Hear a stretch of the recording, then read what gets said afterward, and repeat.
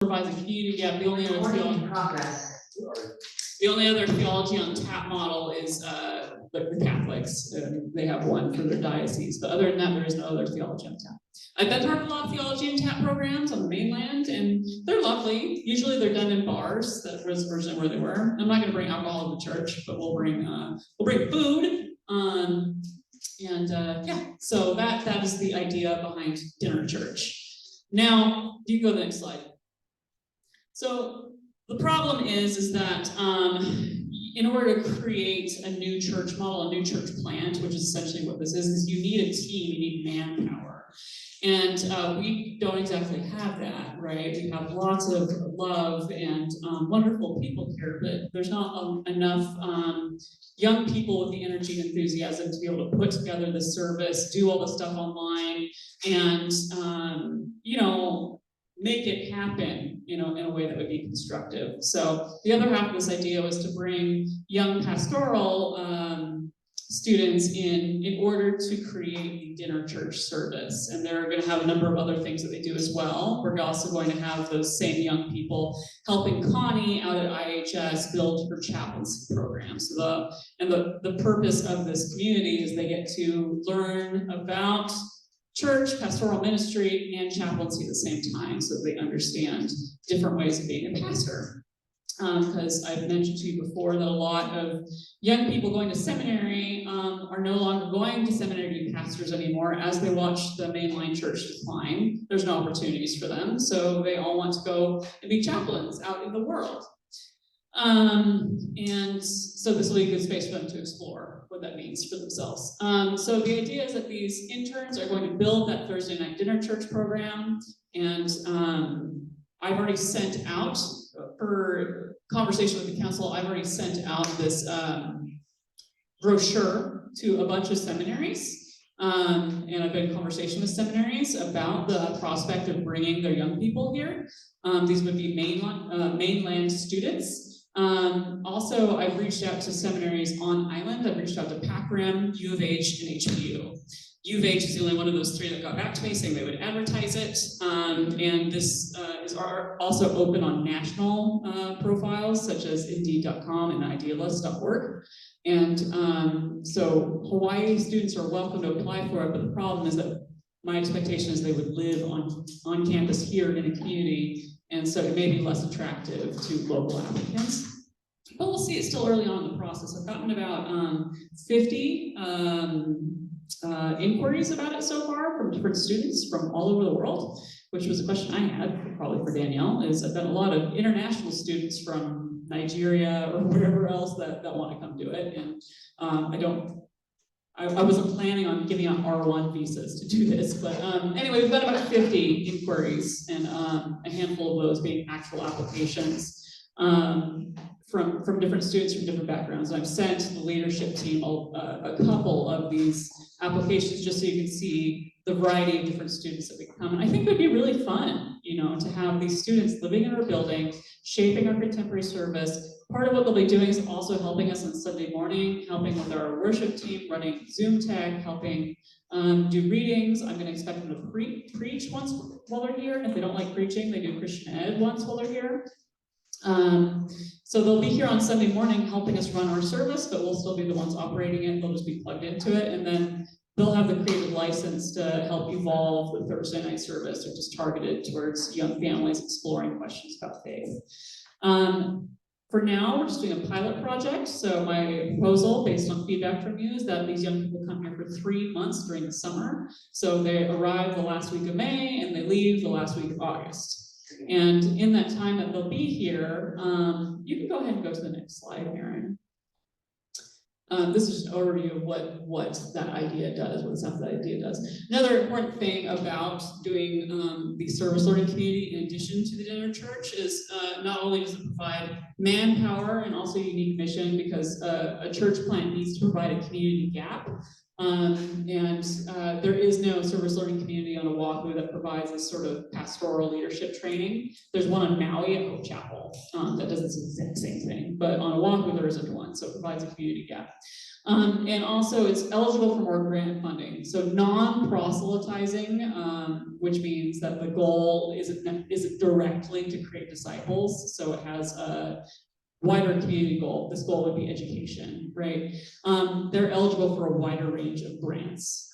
And so this could provide grant funding to come in for, and there's lots of places that fund grants for students to go get contextual ed learning. There's bunches of them. So it wouldn't be hard to sustain the budget for this after the pilot project if it's something that we enjoyed and wanted to continue doing. I'm pretty confident that we could find continuous funding through the Lilly Foundation or other fellowship grants like that that provide contextual ed funding for students. There's a lot of them. Yeah, so you can go ahead and go to the next slide. So here's, and I'm gonna get back to what the commitment would be for these students and also for the dinner church, but that's the next slide, the next slide. So this one, no, go back. Nope, go, yes. So this is the proposed budget for the whole thing. You can't see it very well there. Cammy, did you print pages 6 and 8? No? Oh. Okay, well, we'll hand that out then. Well, I can send it out. Anyway, this is the budget. I don't know if you can see up there all of that, but basically everything that's highlighted in yellow could be donated. It's just stuff to put in the upstairs rooms. So the idea is that we get 3 just for the summer as a pilot. And those 3 live in rooms 8, 9, and 10. Each one gets an individual room. And that room needs a bed, it needs a desk, it needs a lamp because the overhead lights bother our neighbors, right? So it needs a lamp. And needs stuff like there needs to be more utilities or more utensils in the kitchen or rugs, rubbish cans, stuff like that. All that can be donated, right? Except for beds. I thought it would be appropriate to buy brand new beds because that would be the kind thing to do. And then the other thing is that you could donate food for doing a reflection service, which I'll explain in a couple slides. The reflection dinner with them. So basically the bulk of what this would cost would be bus passes. I think we should give them bus passes. And we need to change the locks. This accounts for utility use because utilities are super expensive in Hawaii, as we know. And so this accounts for about, $500 a month increase in utilities. Then I need to buy books that would be educational materials for the students and an honorarium for rotation of guest pastors, which again, I'll explain in a couple slides. And so that I've already applied for a grant for this for $7,000 from UCC National because they provide, UCC National provides project grants to get something started, right? It's not sustainable funding, it's starting funding. So that's what I applied for. And so we'll hear the results on if I got that shortly, I think. So I applied for $7,000 for that, and we've already invested $15,000 in renovating the transition house, which would be the common space for the students to use, like their living room, bathroom, kitchen, and their individual bedrooms being the upstairs classrooms. And then in June, I'm going to apply for the UCC's New and Renewing Churches grant. The UCC has a investment in making sure its churches survive. So they have a grant where for the first 2 years, if you receive the grant, you get $15,000 gift. And then the third year, it's a matching grant where they expect you to match them $30,000, and the next year is $40,000 matching. So it's a 4-year program from UCC National to help churches that are either new church plants or they have a really targeted mission to renew their church, of which this is. So I think we'd be highly eligible for that. The UCC has a stake in making sure we survive. They're bleeding churches a lot. The UCC has shrunk by about 3/4 in the last 60 years. So it's in their interest to help us survive. So I'm pretty confident I'll get that grant as well. And again, that's $15,000 the first year. So actually the budget, if I got this right, would not cost you anything. for the first year, besides the $15,000 that you've already put into the transition house through special funding. The reason why I'm asking for $10,000 to be added to the budget is in case something goes wrong. So for example, the students get out here, one of them has a mental health crisis, they need to go home right away. I think that we should be able to have funding to help them get back on a plane if they need to. Stuff like that. Things can happen, right? But my prediction is that it won't cost us any money besides what we've already spent, and that this will actually help sustain our budget eventually. So go ahead and go to the next slide. So this is where I'm going to talk to you guys about what the actual expectation is from you. So without the young people coming, if we just did dinner church, then the expectation would be that you guys come set up dinner church, that you cater for it, that you help operate it, that you help advertise it, do outreach, and do all the things that the students are expected to do. I didn't see that as being your gifts. We could do it the way we want to. I think it has less of a chance of success that way. But in this idea, instead of you guys setting up the dinner church, the students set up the dinner church and all the advertising that comes with that, and you take care of the students. And so what does that mean exactly? So my proposal is that you have 3 people on a special committee, and in our bylaws, the special committee is supervised by the council. And those 3 people, they rotate, so once every 3 weeks, or when you guys can decide, right? One person comes and brings a dinner once a week for the students, and those students have this reflection dinner where they provide reflections for that individual from the committee about what they learned that week, about what they're feeling, and they have dinner together, 3 interns and the host. And then after dinner, that's when a guest pastor is going to come on a rotation to provide them a special education program about different styles of pastoral ministry, since that's the goal of the service-oriented communities, to provide them a wealth of information about different ways to be pastors in contemporary environments. So essentially, the service learning committee would be on rotation to host this guest pastor and the students for dinner once a week, a 2-hour commitment to come open the church, listen to the students, and then let the guest pastor in, let the guest pastor out and leave. That same person should also be on call that week for any emergencies that might happen. If the students do have a crisis, they need to go to urgent care, or whatever happens with them, a light bulb burns out, whatever happens in the building that they need help with, that person would be on call that week to come help the students. If there's a major emergency, like someone breaks their leg, they have a mental health breakdown, that's when I would step in and take that over as the supervisor of the program and make sure that person's getting the dedicated help they need. I would also supervise all this happening, just so that, so the student has that professional overhead resource that's consistent, and so that we're all on the same page.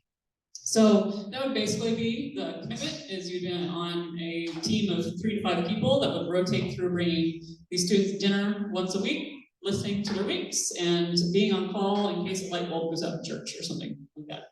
Because we have a lot of power outages here recently, right? And then what if there's a crisis? Like I said, I will take over if there's an actual crisis, but also having a little bit of risk, that's ministry, right? So, if it's something small kind, like a student calls and says, hey, I'm just really missing my mom this week, my expectation is that you'll stay on the phone with that student and not have to call me for that. That you'll be able to take care of that student and pray with them and say, I'm so proud of you, or whatever, tell me about your mom, you can do that.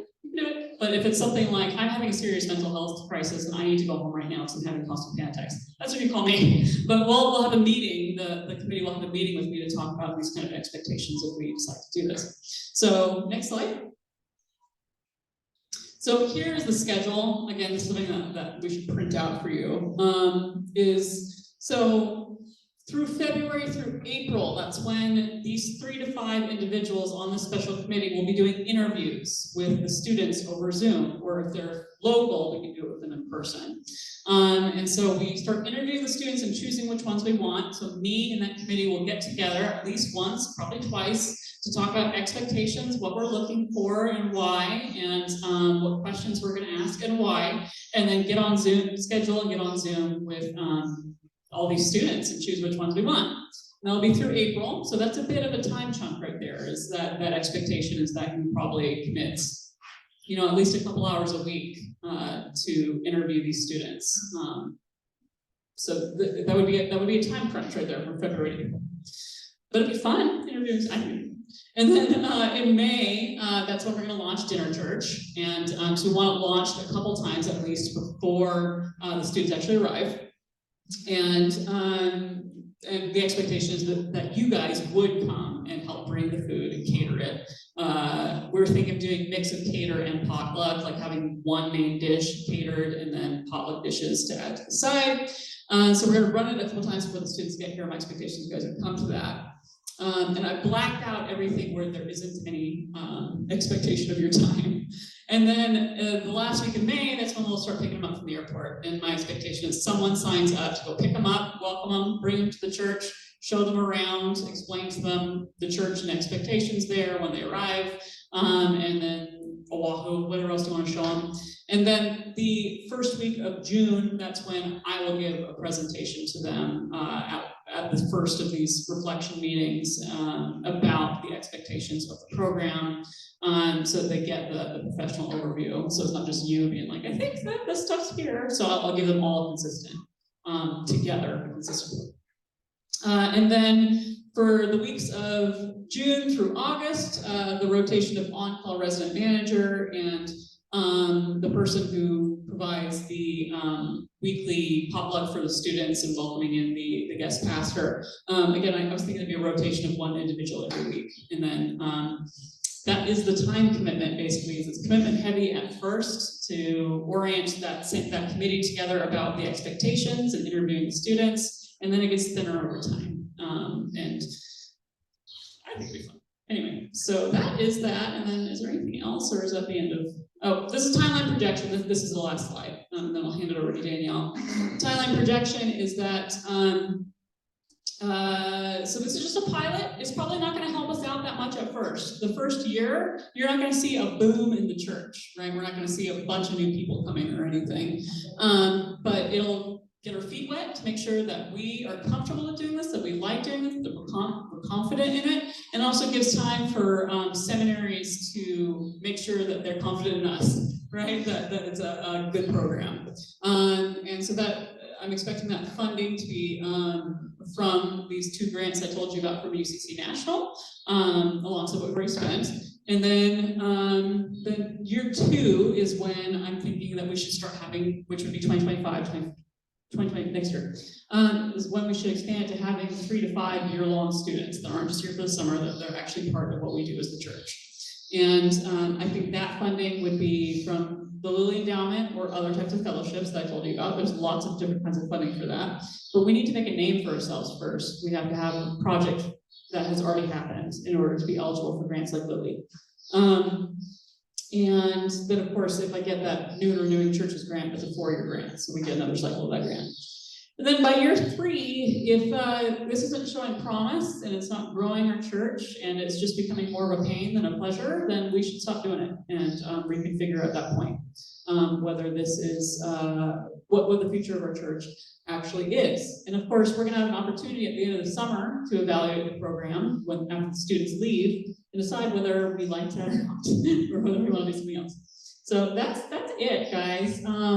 Does anyone have any questions at this point that I can answer, or do you want to wait to moderate time?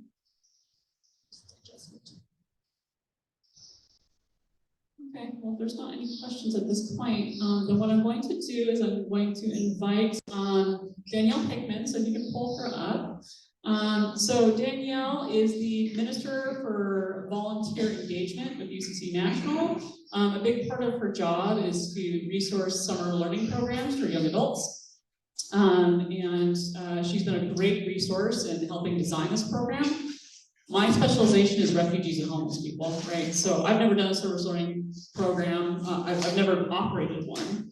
It's just when I saw who you guys were and I saw that this was probably the best vision for your future, I reached out to Danielle and asked her how I do this. And so she's been resourcing and advising all the way through this. So she's going to provide more information about potential PUCAs, like tax liability and what it means for employment status, and any other questions you may have for her. She's going to be able to see you, and you can ask questions directly of her, or you can wait until the moderated time if you prefer. So welcome, Danielle. Thank you for having us here. We have you up on the screen, and I'm going to go ahead and let you take it away. Alrighty, aloha everyone. I think I can hear myself. Do you guys have a echo or anything, Irene? No, we're good. It's good. I'm good. Okay. Well, aloha, my name is Danielle Hickman. I am from the UCC National Ministries located here in Cleveland, Ohio. I am so excited to be with you all this morning and to have the opportunity to venture with you all through this ministry of young adults. And so I am going to share my screen for a presentation, and please don't hesitate to ask any questions for clarity on anything. Let me see.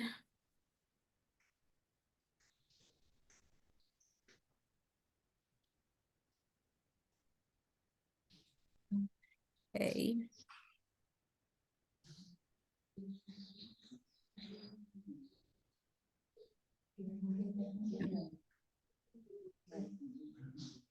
All right, can you all see my screen? Can I just get a thumbs up? All right. Well, I am excited for you all to venture into young adult ministry. It is something that I am very passionate about, and it helped me on my journey in ministry. So I'm excited to hear about from Irene, you all's past experience with young adults and ways to incorporate that in your ministry as you move forward. So to get started, I just provided a small agenda for us for how I'll use my time today. A lot of the topics that I will be sharing will be from Irene's feedback of topics that your congregation wanted a little bit of information and knowledge on as you venture into the young adult service communities. I'll start with just a general overview of young adult service communities here at National Office. I'll share our mission. We will review taxation of volunteer benefits, volunteer liability procedures, and conclude with community best practices and a definition of spiritual sojourning. So traditionally, the United Church of Christ has a long-term history with hosting young adult service communities. And that young adult service community traditionally held a four-way partnership. That partnership included the volunteer or the young adult, the host congregation, which would be you all in this space, the community agency, which could be looked at as the homeless shelter that the volunteers will be working with, and the Minister of Volunteer Engagement.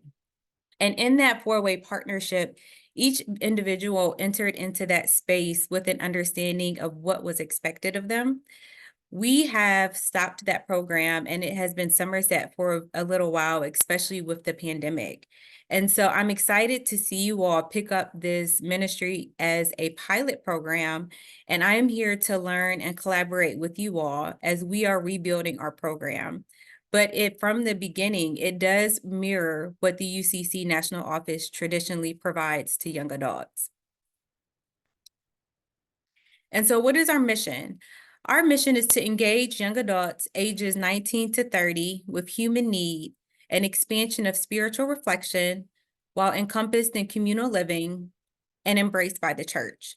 And if I can be very transparent with you all, we are in the space of rebuilding our young adult community. So what our mission statement today looks like might be different down the road.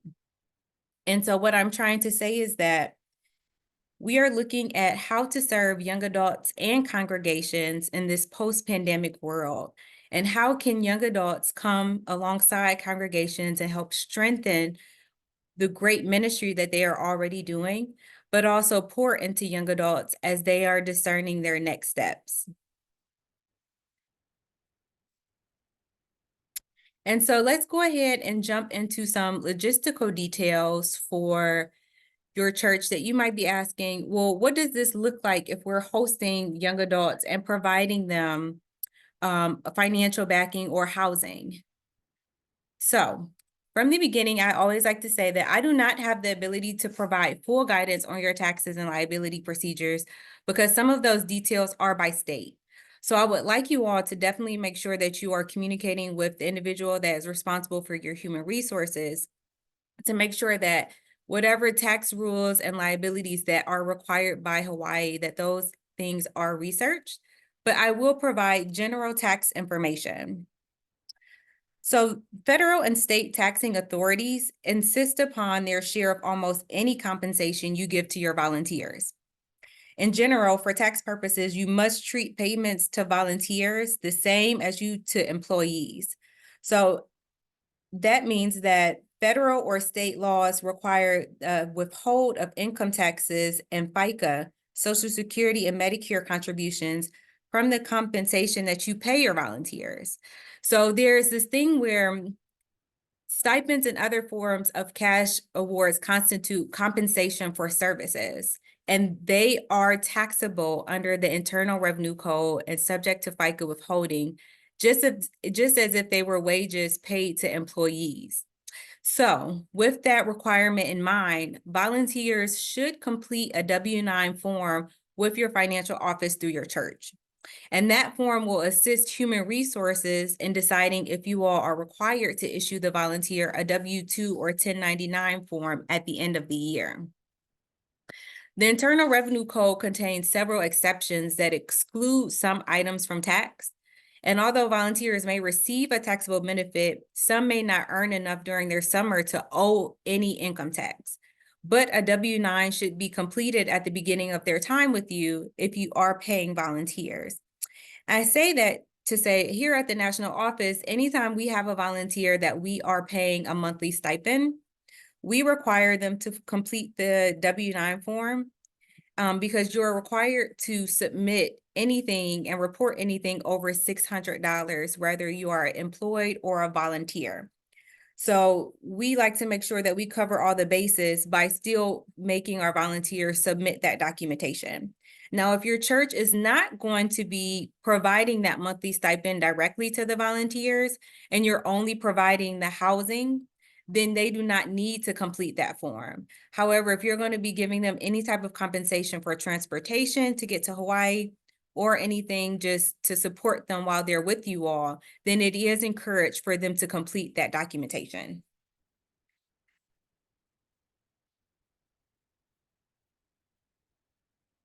All right. So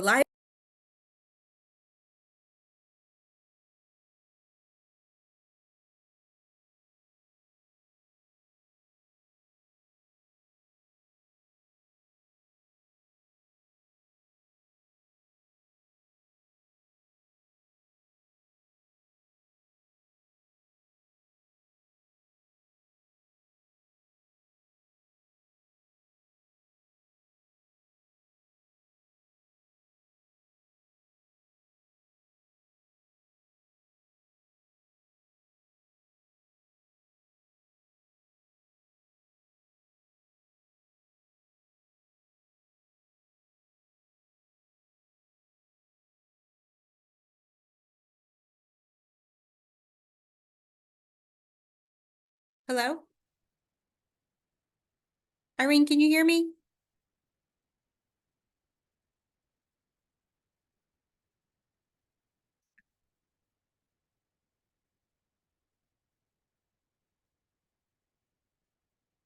What's going on with my computer?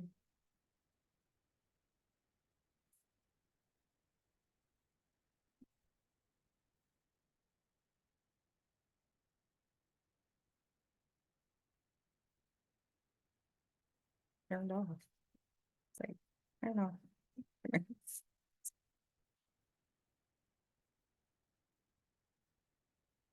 Can't hear them though.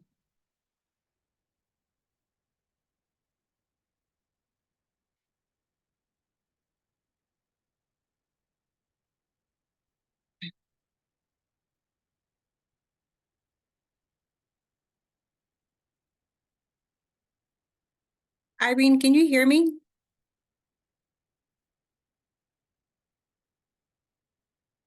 Is that a thumbs up? Okay, I can see your head from the back, but I can't see you front, so it's a little hard. My computer completely turned off. Okay, now I can see you. Okay, I can apologize. My computer just restarted itself. Am I okay to start back over? No?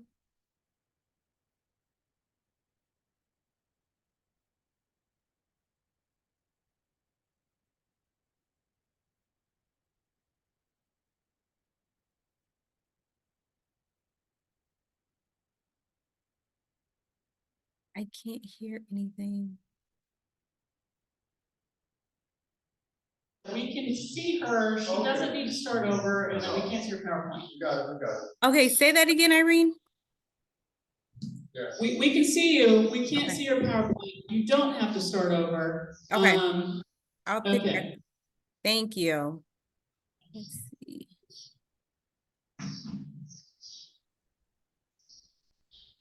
Everything closed. I'm gonna go right here. Yep.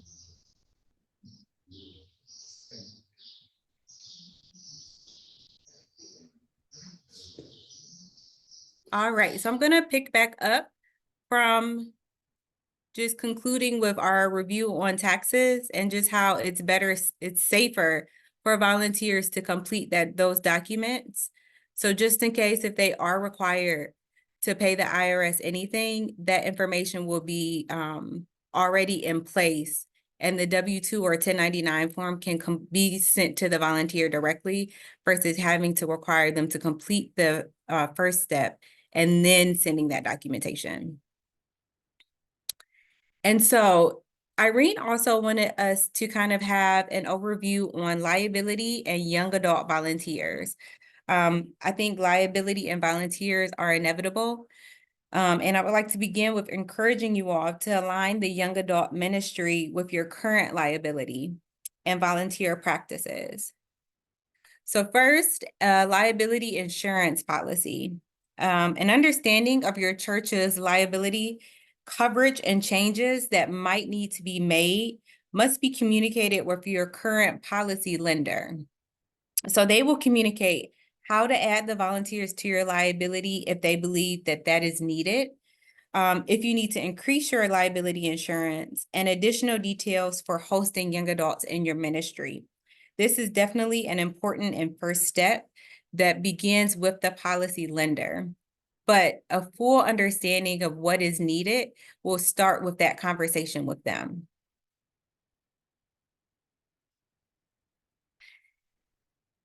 Liability policies and procedures assist in minimizing harm to the volunteers, to the church, to the congregation, and those that you all will be serving during the week on Sundays and also on that Thursdays at your host churches.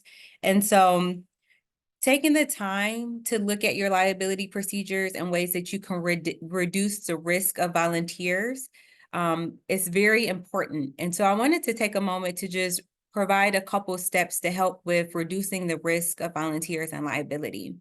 The first step would be to definitely complete background checks, full background checks for all students prior to their arrival to your church, making sure that regardless of where they are in the application process, before that they come to you all, that step is completed and you've received those results back to confirm their submission into your program.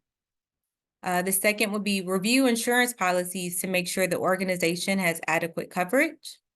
Have some degree of observation, monitoring, or check-ins with the young adults and the weekly community partner. Irene touched on this and just discussed the importance of having 3 to 5 individuals from your congregation walking with these young adults and providing community. And we'll touch on this a little bit later, but when you have 3 to 5 individuals providing that communal space for young adults and checking in with them, you minimize risk of having larger emergencies. So you're able to see how individuals are adapting to those new environments and any issues they might be having as they come and join into this new community. And it's important to also have a connection between the congregation and the homeless shelter that they will be serving with as chaplains. Having someone have those check-ins can have an understanding of how those young adults are adapting, how they are serving those that they are interacting with, but also how are they representing the congregation within the greater community. That way you can also navigate conflict if the young adults are having conflict that they might need assistance with navigating at that community partner site. Make sure all volunteers are properly trained. You will want to consider including a training on inclusivity, workplace violence, or workplace harassment. It's important to ensure that volunteers are aware of and follow all safety rules that you all have in place for your employees at your church. Volunteers should know how to act in the case of emergency and whom they should report that emergency to. And it's important to have that lined out clearly for volunteers so there's no confusion and they have an idea of who that direct points of contact should be. I encourage you all to also create liability waivers where needed. For example, photo release or video release waivers. I imagine that this is just the beginning of your ministry with young adult volunteers. And one really important component of that will be having both photos and videos to provide to recruit when you are speaking with other seminarians and students. And so if you have these liability waivers completed ahead of time, you can move forward with using things. And then that way you don't have to wait to get that release from your volunteers if they leave. Develop diversity and inclusion education. You will be serving a diverse group of students that come from different backgrounds, traditions, and it'll be important to educate them on how to, one, interact with the community that they are coming to serve, but also how to interact with one another. It will be also important to incorporate conversations around gender identification and pronouns so that those volunteers feel they are in a safe context and know how to communicate with one another properly. And lastly, provide mental health resources. I think that any congregation in this time and context is very aware of the importance and the connection between young adult ministry and mental health. And I have found that several programs find it important that before volunteers even reach their congregations, that they're providing mental health resources up front. So individuals know that once you are here, if you are going to a counselor regularly, here are some counselors within the community that you can communicate with during this process or online. But having those resources readily available so young adults know where to go look so that they aren't looking in the midst of a crisis, but instead have preparation before it gets there. And Irene also thought it would be a good idea for me to share just a couple of best practices for host congregations that are serving with young adults. The first best practice I wanted to encourage was to create boundaries, policies, and expectations. A best practice for young adult communities is to create a manual that clearly communicates expectations for dating within the community, hosting volunteers, and the use of alcohol and drugs within the communal living space. So young adults have an understanding of this is not acceptable here from the beginning. In this manual, clear boundaries and volunteer expectations are highlighted to mirror the expectations of your church and of the community. It allows volunteers to learn the boundaries for their community, expectations for their communal commitment, for attending the service on Sundays, attendance, and responsibilities for housekeeping rules can all be listed in this space. And lastly, develop clear policies and procedures for reporting incidents and handling complaints. Having those clear places to identify what needs to be communicated. Young adults have said that it helps eases their anxiety when they know they have a manual to go to understand, one, what's expected of them prior to getting there, but also during that journey. But two, it gives them direction while they are with you all. Develop a communal covenant with your young adults. Creating a communal covenant allows everyone to communicate their needs and what is needed to create a respectful community. It allows each of the young adults to bring what they feel helps honor them in a new space. This for the young adults living together, but also for the congregants that will be present and walking with the young adults during their time with the Kula Church. The communal covenant should provide details on how the group would like to develop an intentional community, how they would like to build relationships with the congregants that they will be serving and getting to know each Sunday, and discuss how each person navigates conflict.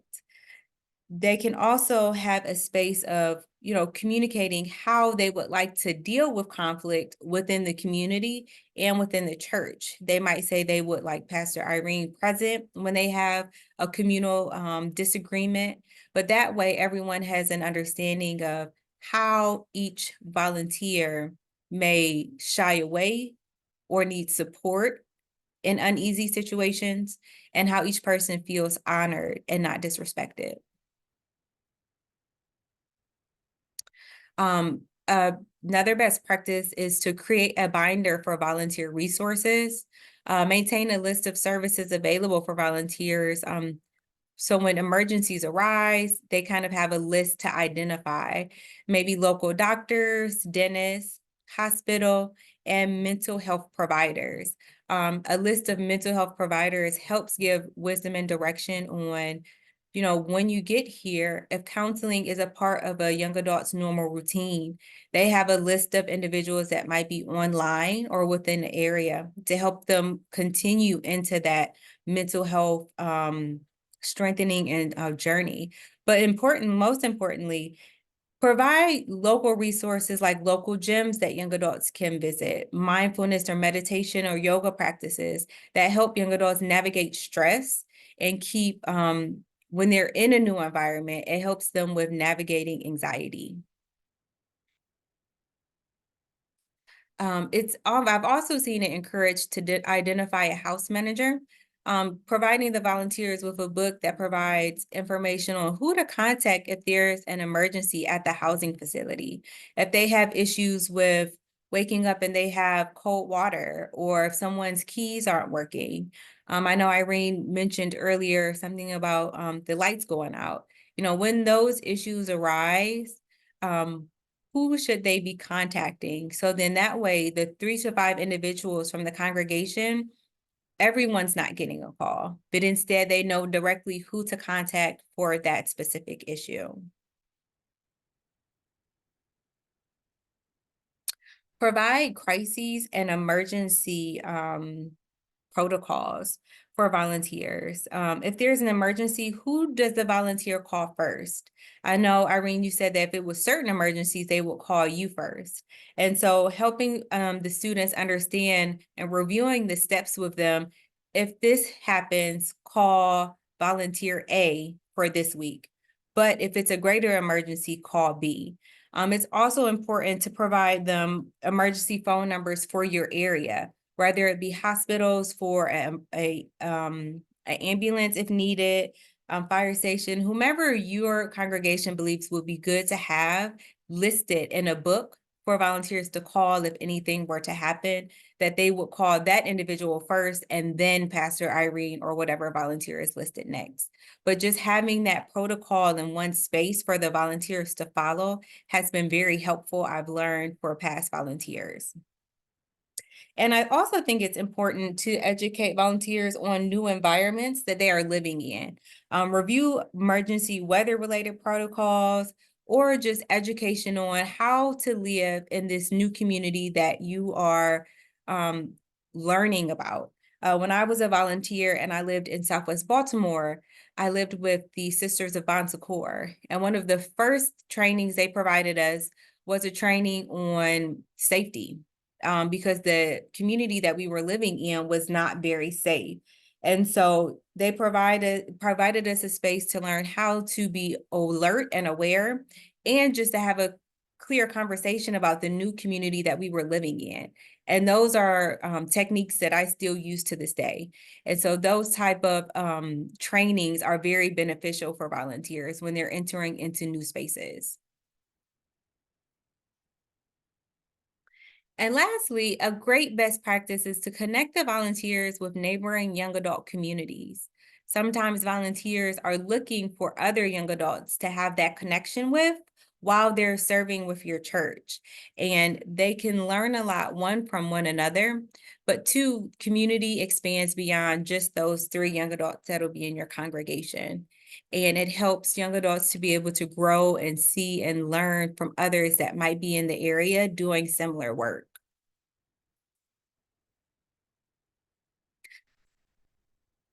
And lastly, provide a clear job description for the church service that'll be being hosted on Thursdays, their expectations for them to be present on Sundays.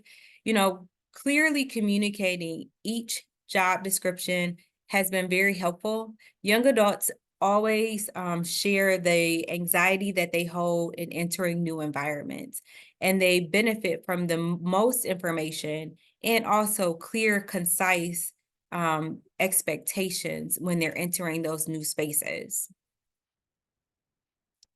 So that is my last point for best practices. And so I wanted to conclude my conversation with you, or my presentation with you all, on spiritual sojourners.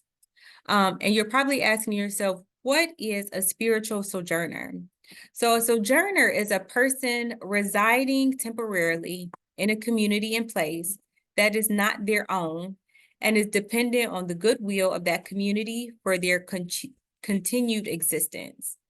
And so for me, when I read that definition, I have an understanding that the young adults in this new community ability to thrive and truly be present with you all is dependent on the relationships that they form within your church and your congregation. I believe in order for the young adults to thrive, grow, explore their spiritual and vocational questions, they have to have individuals from your congregation walking alongside of them, sojourning with them. And so the sojourning process is just a space for young adults to have accountability, to be able to form community, to be seen, heard, and valued, but most importantly, learn about your community from those firsthand in your congregation. Because I have always gone to volunteer with a church community within a congregation, and young adults enter into this space with this idea that they're going to go do so much good. But when I've had individuals sojourning with me, I've gotten so much more from that congregation that I could have ever given, because they were able to give me their time. I was able to learn from their spiritual and vocational journeys, but also the culture that I was entering into. They provided that lens that nothing else, nowhere else I could have learned that. And that time and commitment from you all, whomever decides to volunteer, is very priceless. And so what is the purpose of the spiritual sojourners? You'll assist the young adults in their journey with your church community. You help the young adults form community within themselves, but even better, they're able to create meaningful connections with your church members. You help prepare church members for the volunteers entering your space. An important portion I always talk to Irene about is that you are able to identify red flags and reduce liability risk. When you have 3 to 5 individuals walking alongside these young adults, you're seeing them every week. You're seeing them on Sundays and Thursdays. And you might ask one, hey, how are you doing? How are you adapting here? And they're saying, I'm having a hard time.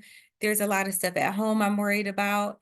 And so it's on your radar that this individual might be having a hard time adjusting. And so each week as you're checking in with them, you're able to identify whether they're getting better or whether mentally and emotionally they're just not in a good space. And before that hits crisis, you and somebody else that might be walking with the young adults might say, you know what, make sure you look out for John. Last week they told me they were having a really hard time. And let's talk about on Sunday how they're doing here.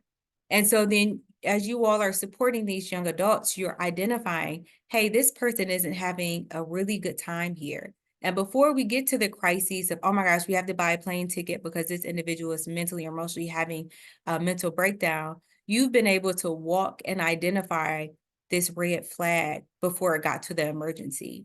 So it's definitely the ability to reduce liability risk. You all provide encouragement to the young adult volunteers. One thing that stuck out to me about your application for the grant was Irene identified, this is something that your church's ministry is invested in and has been doing for years. And it's beauty in that. And that this is something that you all hold and cherish dear, is that you all enjoy helping young adults discern and walk that vocational calling. And I believe that it's beauty when you're able to walk into a ministry that your congregation is already one doing, but also everyone feels called to. And lastly, you can connect young adult volunteers to opportunities within the community outside of the church. When young adults are entering into a community, they don't know where's the local farmer market? How can I get out and get to know this new space? And so those that are walking with the young adults are able to say, hey, did you all hear about these events and these activities going on within our community this weekend? If you have time, check it out. And so it helps the young adults feel more connected to the community because you all are able to direct them to spaces within your community that they are just not aware of.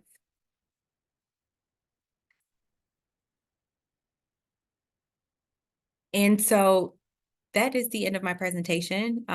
If you all, I have resources for volunteers and taxes, and then also just like things for the IRS. And I wanted to conclude with saying thank you for being willing to host young adult ministry within your congregation. I understand that the liability is high, but the ministry is also very, very giving. And I am here walking with Irene, walking with you all to be a resource for questions and also financially as we work through the grant details. So thank you so much for your time today, and I am open to any questions.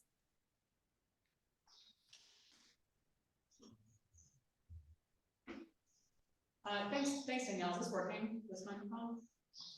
Yeah, okay. Thank you, Danielle, so much. And I'm going to invite Dale, Pastor Dale now at this time to moderate discussion, questions. Danielle's going to stay on, I'm here. But any questions that you guys may have, if you're on Zoom and you have a question, Pastor Dale will raise it live here as well. Thank you for being with us, Pastor Dale. Okay.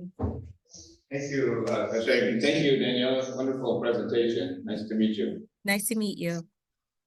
Thank you.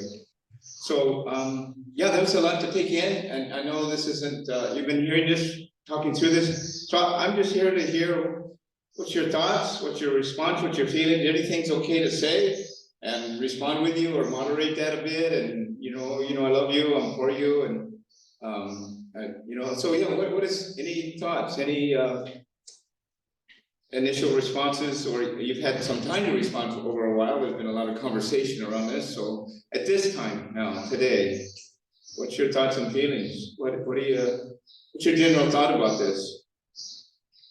My first question is, if you have a question, how do we present? Do we have a microphone, or are we supposed to go up there, or what's supposed to happen? Oh,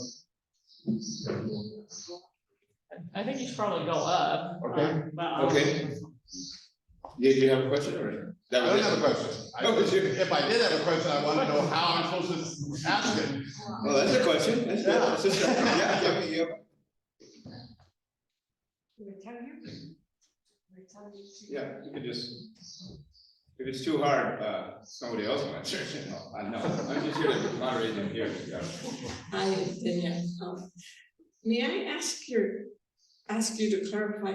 You were mentioning like if the students maybe have some adjustment problems or dramas that they have to go back home, or that they don't complete the program, that we're responsible to buy them a ticket to go home? Is that what you were saying? So go ahead. The church's policy for how a volunteer gets to the program and gets back home can be clearly communicated before the volunteers get there. That expectation and that detail is completely up to the congregation. Now, now it would be important that if a volunteer has a hard time adjusting to that environment, that the congregation has a conversation on how that volunteer gets home. Is it the responsibility of the volunteer, or will the church take on that financial responsibility? But that expectation is completely up to the congregation. Thank you so much. You're welcome. I think Pastor Irene was saying she built into a budget that if it came to a real crisis like that, emergency situation, you were suggesting a budget that allows for emergency response if necessary, rather than debating it when somebody's in the midst of a big crisis, at least kind of preparing for that a bit. Correct. Did I get that right? Okay. I'm just saying that to clarify. But it's good, in addition to what Danielle said. So all that would be laid out and stuff, and hoping most things, it doesn't come to that, yeah. We got it. Dean. Yeah, no. Yeah, I was saying, wait, what's this guy's name? No, that's right. Danielle, look at the camera. You're up there actually, but question I had was, you mentioned that the service learning community that we're trying to do with seminarians is you know, it's great to see it start up again, but pre-pandemic, I guess, National had some kind of program that was sort of similar. And so my question to you relates to your comment about insurance. So we buy our insurance from the United Church Board. So how did churches that were involved in that program, I guess, communicate that? I mean, was there a special program within the United Church Board that specifically addressed this type of program, or is it just added on to general liability, or do you know about that, or should our agent be aware of that? Because it sounded like there was some concern from our agent about, you know, having people live on our property, but it's good to hear that this program existed before. So I just kind of wanted to know how that, I guess, would be handled, where we could talk to him and he could talk to the United Church Board insurance people to understand better the program. Yes, so I did speak with some individuals that handled that procedure prior to the program being paused. And they said that that was the general census, is that the church communicated directly with whomever was handling that policy. So it would be in best efforts to communicate with the United Church Board Insurance to communicate what needs to happen for you all to host volunteers. So whether they believe that you need to increase your liability, add the volunteers to that policy procedure, all of that information would come directly from the lender. Thanks.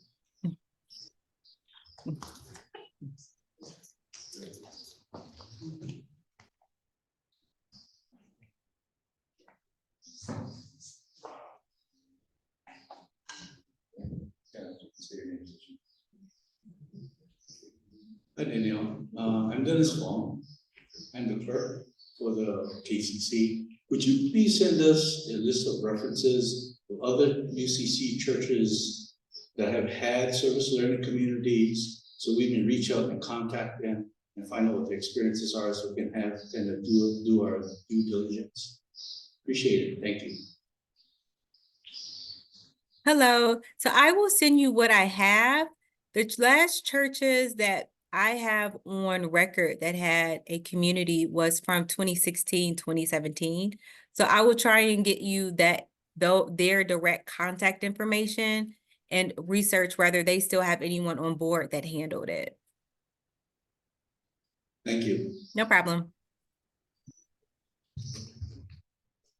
So I worked on the same team as Danielle before Danielle was there. So I actually know the answer to that. The largest one that exists within the UCC is in Iowa. I visited them for refugee programs, and they had 3 seminarians living on site. Had Plymouth UCC in Iowa, and those seminarians were getting further training to get their ordination before they went off into their own church. So if you guys want me to contact Plymouth in Iowa to tell you guys answer further questions from someone who's done it, I'd be happy to do so. I have the contact information.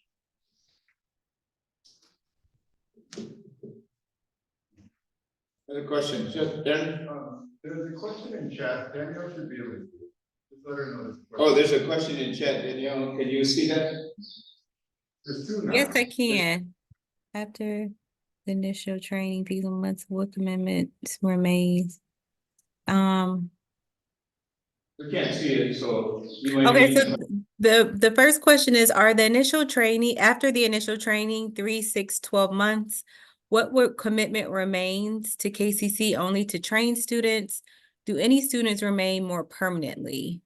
That would be a question for Irene for program logistics. And the other one is, how do you vet students true to their calling versus those waiting a Hawaiian experience for 3 months? I think that's a very fair question. I think that your community deserves individuals that are genuinely committed to coming and serving in your church and helping them evolve this church service. I believe that you have to ask very candid questions of students. Ask them what it is that they see as their purpose and their plan. How do they believe that their vision for ministry aligns with the mission that your church is setting out to do? I think that it also allows you to see their past experience, looking at their resume, seeing how they are involved in local church congregations and trying to grow professionally where they currently are? Or is this their first time looking to go to Hawaii to start a evening church service, but they have no prior commitment to any other organizations? And also, I believe that it's very true to bring it to the forefront that you all are looking for candidates that are genuinely committed to your mission and the UCC mission, and that you want individuals that want to walk alongside of you and be committed to community. You know, asking individuals, how do they believe in living in community? Because your congregation are looking for individuals to come and walk with them and build relationships with them and grow with them, not to just come and just do a job, but be committed. And so having those questions of how are you committed to the community that you're living in right now really shows whether individuals are committed to coming and growing. And what are their long-term goals? Are they looking to build within a congregation? Someone who's looking to explore how the church dynamic is being impacted and how the churches are slowly dying. They might have a passion. Today I was at church and my pastor said, I have a passion for walking alongside God's people and giving them the resources and the tools that they need to live the life that He has called them to. And so it's important to see, what is your long-term goal? Are you looking to pastor and walk with people? And how can you come here and walk into that? So Danielle, just to let you know, we can see you behind us, but you can see us in front of us. So it's a little awkward. That's the reason why we're turning our backs to. So we're looking at you. It's weird. It's okay. But I think it was Steph that asked that. I want to add to that it's apparent from, I mean, like I said, I've gotten about 50 inquiries so far, and it's been launched for 3 weeks.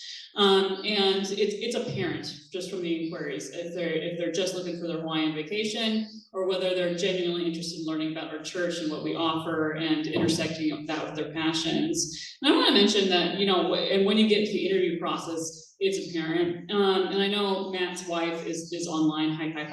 But Matt, of course, isn't here with us. But when we were doing interviews for the worship musician position, it was extremely clear when we met someone who just wanted to do their music gigs in Hawaii, and this is just one music gig.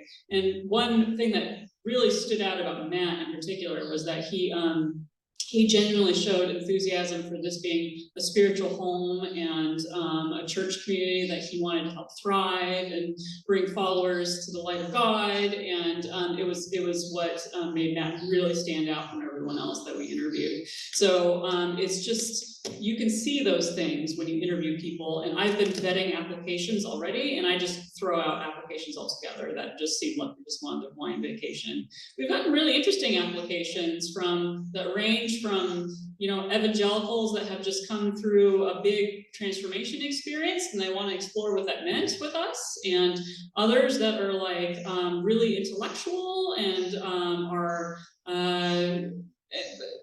there's been a huge range, and one question I'm asking in the application is, do you have any experience in a culture outside of your own?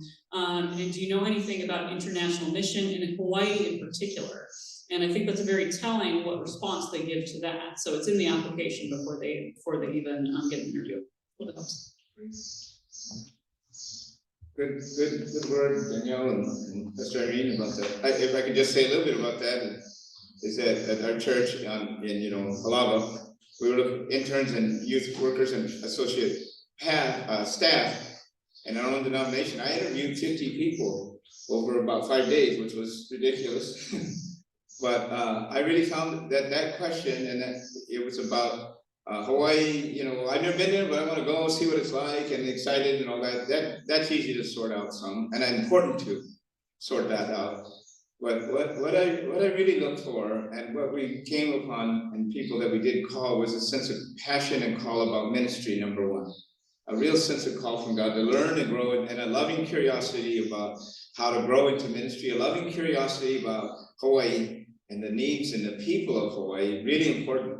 And in Hawaii, the history in Hawaii of pastors coming from the mainland, it's really difficult transition. Many come with set ideas, and there's a lack of humble openness and loving curiosity to learn and to grow and change themselves as they learn to serve and stuff. So those are really important things we found vital.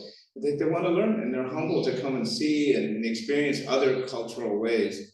That Hawaii is kind of not so singularly cultural as different parts of the mainland. In Hawaii, there's a lot more of a kind of a mix, so it takes a bit of humbleness to learn and open. And that I really would say, as you're interviewing people, really see that they might not have a lot of experience, but that helps some. But also, do they have that heart to be humble and open and learn from others, especially people of other color?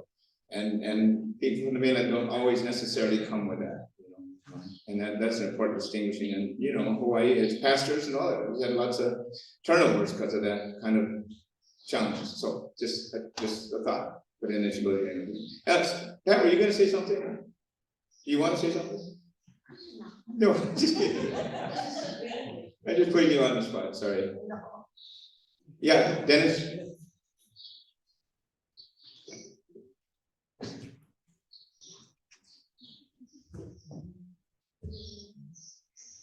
To prevent misunderstandings among 4 different organizations, you have the candidate, you have the KCC, which is the sponsoring hosting organization, you have the national organization, and you have the pastor.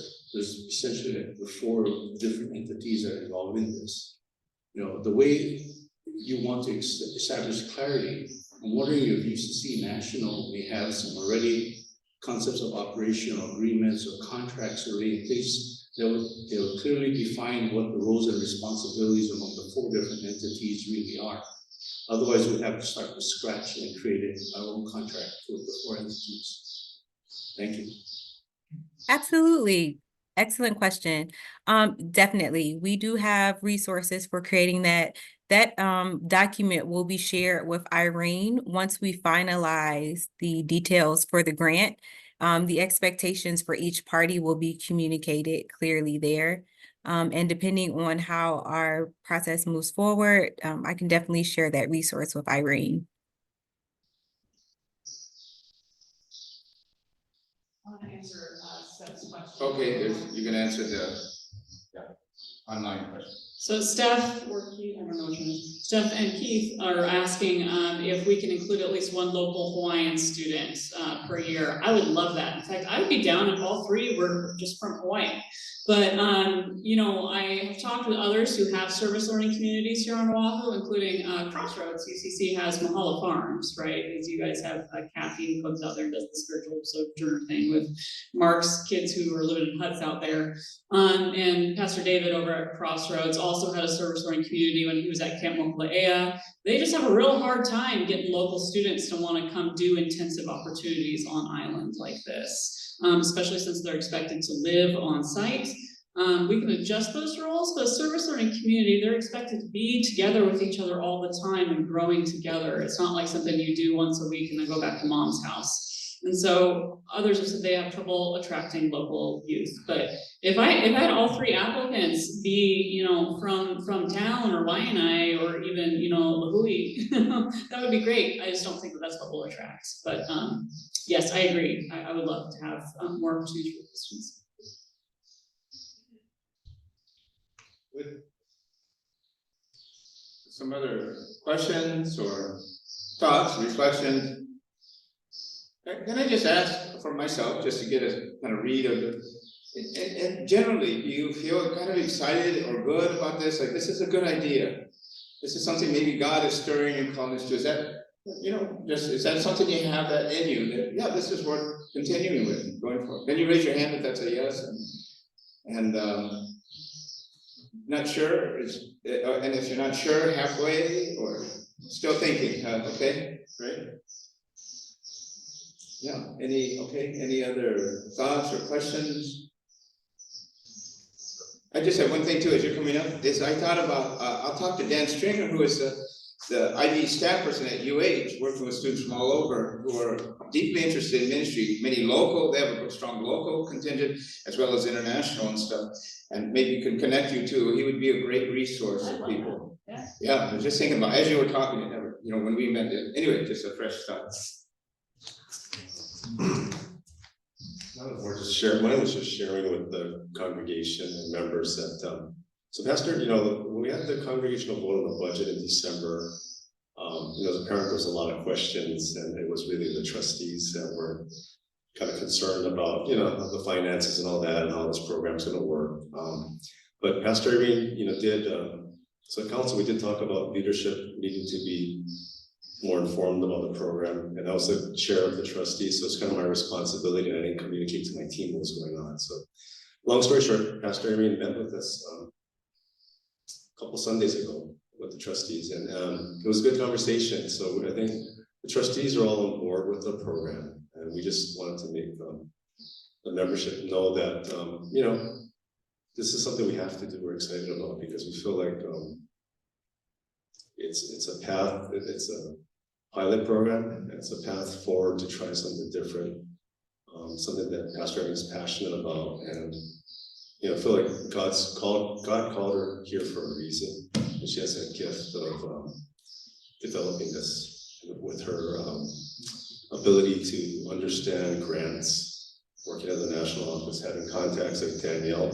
It's awesome. So, you know, I just wanted to volunteer that, you know, not that everybody's going to listen to what the trustees say, but I think it's important that, you know, as one of the leaders, leadership team, that we're on board with it, and we want to support Pastor Irene and the church, and really hoping that this will pass. However we do it, we're not going to vote today because we don't have quorum, it looks like, but I think we're going to.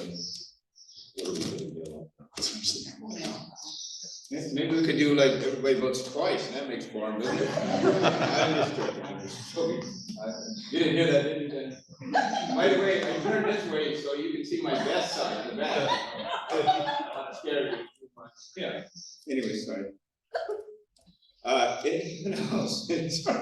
I think there was a question in the chat for KCC planners. What is the age range of the students? Will it be 18 years old plus or 21 years old plus? Hawaii 21 plus is critical for various laws. That's a great question. So I put on the application 18 to 25, but as I'm reviewing actual applications coming in, I'm gonna make it 21 to 25. So we're not gonna accept underclassmen because they just don't have enough skills and experience necessary to come to the most remote island in the world and be effective. So we're only accepting juniors in college through the end of seminary, which is the age of 21 to 25.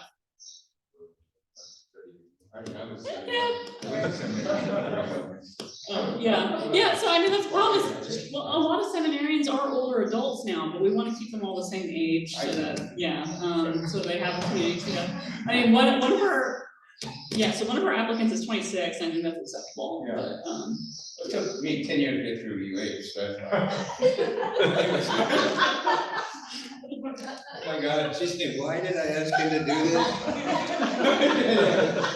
Did we knew that part for her, so anyway, so sorry. Anyone else? Yeah. Thoughts, comments, concerns, questions?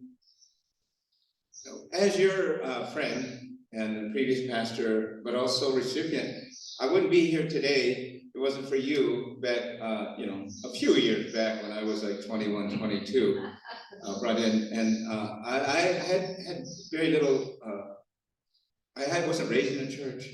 The first church I was at was just involved with Kamiki Evangelical Church in Pololo Valley, working with students, and I learned. And when I came here, Howard Yoshida took a risk and had me on as an intern for a year, and living at his house with Terumi and the kids and his mom and dad. So, they're crazy, right? But they said it was the best years they ever had in their lives. Well, okay, they didn't say that, but it was for me to be in a family. And then, after a year, the church thought, hey, maybe this is worth continuing on, and made it a full-time position with, adequate money to, not a lot, but I could rent an apartment from Jimmy Miyagi over here. They had like Craig Bakery and all that kind of stuff. And anyway, that was like in 1976. You have a great heritage, there's many others, but it was, and at the time, even a part-time was $250 a month as an intern. And full-time for a year. I loved it. And the reason I loved it was I loved doing ministry. Well, I was learning about it. I got to go, the pastor, I got to know him really well and learn from him, but from you folks, the whole church, and built great friendships. I think, Debbie, were you in college at that time still, yeah, right? Well, yeah, or you were in elementary school, I think, right, Debbie? Yeah. Anyway. Yeah, a lot of people young. That Aaron was I think just starting college or something, maybe too, right? And stuff. And me, I was just in preschool, but amazingly, it's hard to be able to do that. But tremendous relationships developed with youth. Started at Harvey Lee, had done quite a bit of getting it started, and when I came in, was able to develop that with him and others. And then a young adult group really developed as well. Then families, young children developed. But it was at the time the church was scared. Oh, I don't know, we can do that and stuff. And they took what resources they had and said, let's use these as best we can and go and see what comes of it. And you're at that spot again, I think, in a way. And I love this vision to try to cultivate leaders and in a way kind of give it a little more attention to what was kind of natural out of your own hearts and gifts already. And I say, so for better, maybe this isn't the poster child of best results, but for better or worse, you got me here. I'm retired now at this young age of 40 something, or well, no, I'm 70 years old and still doing ministry and still love it in a little different way, a little more different pace, and still love you. And you had an indelible, enduring influence where Bev and I could go serve on Kauai after Iniki, come back here, come back. To Kailua, I think, and then started 3 churches and stuff like that. All came out of these early rough beginnings of being here with you and you loving me and pouring in. And this idea, it's kind of a program, but I really look at it as sort of an opportunity for relationship and influence. That you're being in this together with Pastor, all of you, just being who you are and pouring into these people's lives with love and care and encouragement, with good listening and loving curiosity about who they are and encouraging them on their way as they find their way stumbling through. I made a lot of mistakes. There was, we won't go into all that then, but out of that came a great learning experience and a great encouragement to be true to God and what He's called us to. And having somebody, they might not know at all where they're going, but if they have a heart for God and a heart for people and a heart to learn and to grow, I call a loving curiosity to really become more of what God wants them to be and wants to do in this world. That's who you get, and you love them. And maybe you'll end up with 100 that you would have here, or maybe you'll have one. Anywhere in between, whatever God brings, pour into and see what God does with this. He's on your side. I'm on your side, you're on each other's side, you be in this together. What I would say about sending out the votes, if I can just say it, sorry, is call everybody you know in the church and say, let's just go with this together. What do we got more to gain than we got to lose. And at this time in our lives, life is precious. And the time that we have, let's do all we can that's as good as possible to grow and nurture others and to serve God and learn. If somehow things fail, there is no bad failures. There's the worst failure is just not trying.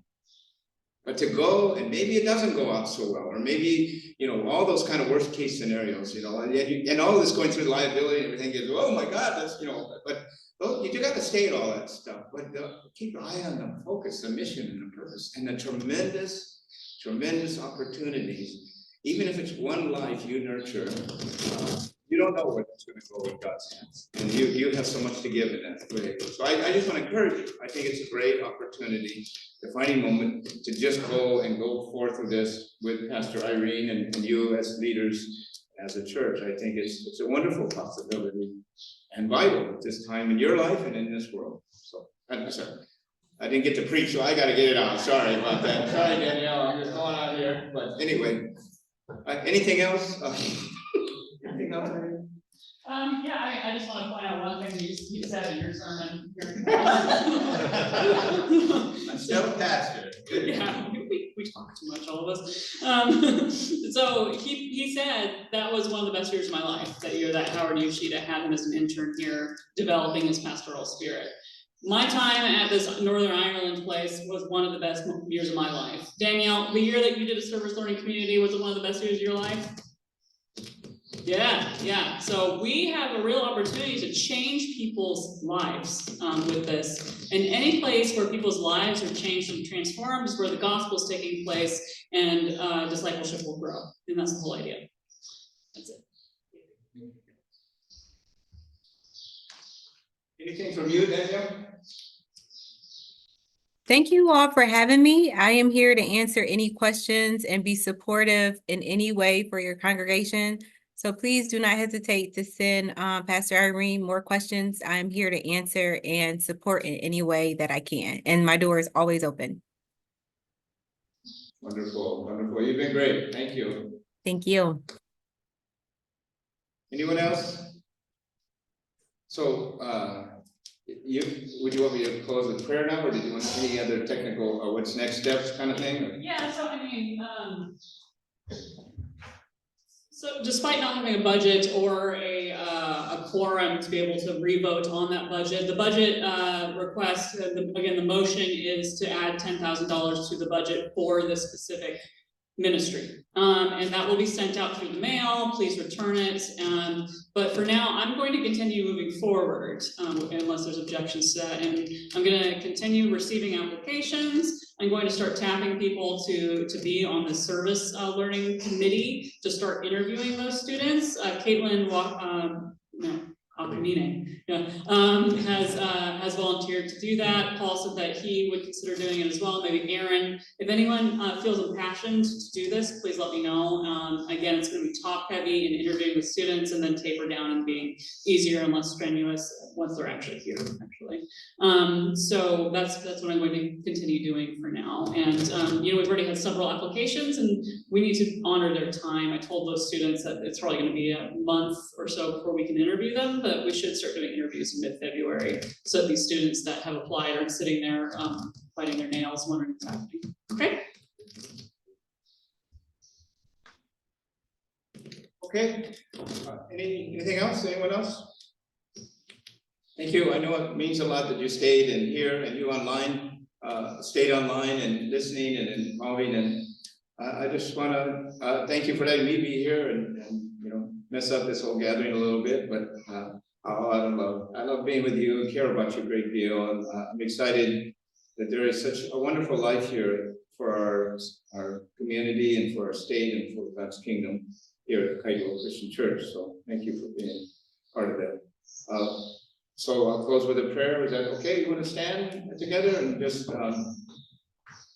Heavenly Father, we thank you. You are great and good, and you have the capacity to take what looks like nothing, and you created this world, you created people, you created life. It was messy and not always as what we would think you wanted, and yet you never gave up. You never quit. You kept working and finding ways through your word, through prophets, through time and history, through your son, Jesus Christ, that you came in person for us to walk alongside of us and in this world, and to give and show in person what your heart is, and even to the point of laying your life down so that sacrifice of love could redeem and change the whole world, and resurrection could give promise and hope of new beginnings. So we welcome you, Lord Jesus, the way of your Spirit in our lives and in this community and in this world. We pray for those who are hearing a call to come and be part of this community, that you would confirm and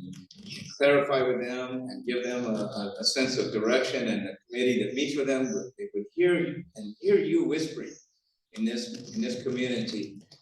Go forth with my support, my love for you and for these people and for this ministry that's emerging here in a fresh and new way at Kaito Christian Church. Thank you for Danielle. Bless her, encourage her in her work. Thank you for Pastor Irene, and encourage to keep bringing forth a call from you to be a church alive in fresh and new ways, building on the soul of this church that you've developed and nurtured over. We pray for all those who couldn't be here and whose heart is for this, that there would be a real desire to just be true to you, God, and to give themselves to this as best as they know how, each one. We pray all this with grateful thankfulness to you, Lord Jesus, in your precious and wonderful name. Amen and amen. Thank you. God bless you. Thank you again, Danielle.